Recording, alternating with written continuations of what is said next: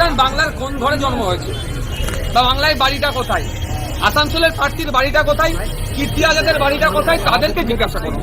যারা সংখ্যালঘু করে তাদেরকে পার্সেন্টেজটার কথা বলুন। পশ্চিমবাংলার বিধানসভাতে প্রায় 40টা তো সংখ্যালঘু সমাজের বিধায়ক আছে, কি করছে তারা সংখ্যালঘুদের জন্য?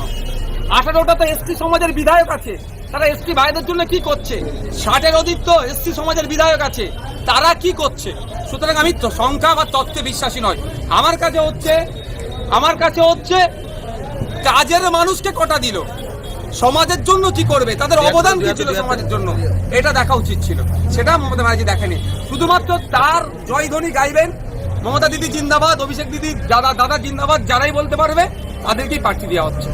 ভাইজান, দেখা যাচ্ছে আপনি যেখানকার বিধায়ক, ভাঙড়ের বিধায়ক, সেই লোকসভা কেন্দ্রের যাদবপুরের যিনি তৃণমূলের প্রার্থী সায়নী ঘোষ, তিনি লোকসভা ভোটের মুখে তিনি আইএসএফ বিজেপির আতাতের কথা তুলেছেন। কি বলবেন? কথা বলছেন ওই ভদ্রমহিলা যে শিবলিঙ্গ নিয়ে বাজে মন্তব্য করেছেন, উনি ধর্মকে আঘাত করতে ছাড়েনি, আর নওশাদ সিদ্দিকীকে আইএসএফকে আঘাত করবে না?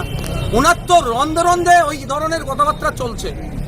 1998 সালের কথা কি উনি ভুলে গিয়েছেন? বিজেপির গর্বে তৃণমূলের জন্ম হয়েছিল 1998, 1999, 2000, 2002, 2004 একাধিক সময় তো মমতা ব্যানার্জি বিজেপির সাথে ঘর সংসার করেছে। আজকের ডেটেও উনি বলে আরএসএস অত খারাপ ছিল না।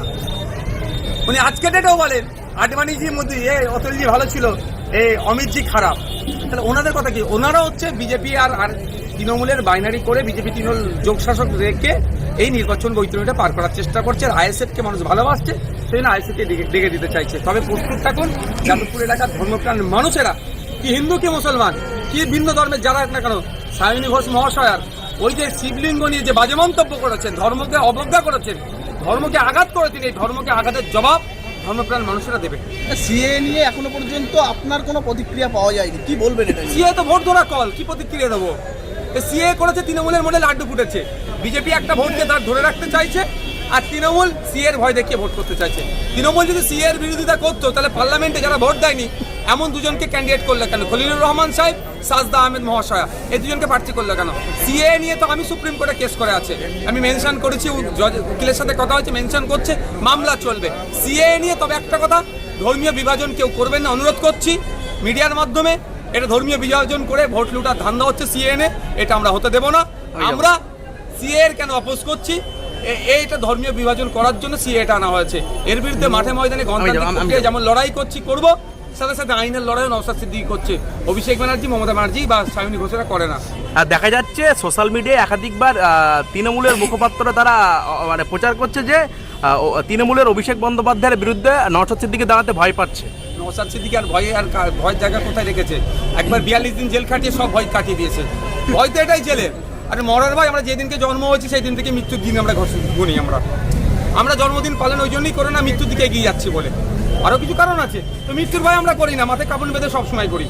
ভয়টা থাকে তো জেল খাটানো। জেল 42 দিন খেটে নিচ্ছি, ওখানে দেখে নিচ্ছি, মোবাইল চাইলেও কেউ যদি চাই পেয়ে যাবে, যদি আমি মোবাইল ব্যবহার করিনি, সবই ফ্যাসিলিটি আছে। বরঞ্চ আমি মনে করি জেলে থাকলে একটু শান্তি থাকবে, মোবাইলটা টিপাটিপি বা বাইরের অত খবরের মাথায় আসে না। ওখানে একটা লাইফ, এখন আলাদা একটা লাইফ জীবনযাপন করা যায়, তো ভয়ের কোনো ব্যাপার নেই। সময় কথা বলবে। এর মধ্যে রাজ্য কমিটির আছে, এদেরকে একটু ভালো করে বলুন যাতে আমার সাথে যেন সাথ দেয়। এরা কয়েকজন একটু বেগড়িবাই করছে আমাকে নিয়ে, যাতে আমাকে ওখানে অনুমোদন দেয়। ডায়মন্ড হারবারে লড়বেন? অবশ্যই, এখনো বলছি, আজকেও তো বললাম আমি অনুমোদনের অপেক্ষায় আছি।